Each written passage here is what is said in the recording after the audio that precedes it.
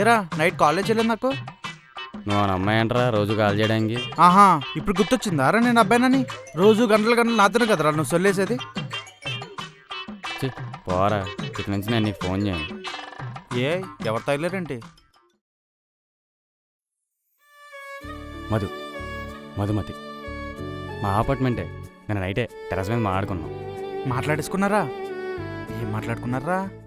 అవన్నీ ఎప్పుడు చెప్పలేమరా. ఇంతకీ మధు బాగుంటుందా? అది నువ్వు అడగకూడదు. చెప్పరా, నీ బాత్రూంలో వాటర్ రావట్లేదన్న విషయం ఫోన్ చేసి నాకే కదా చెప్తావు. బాగుంటుందా ఏంట్రా?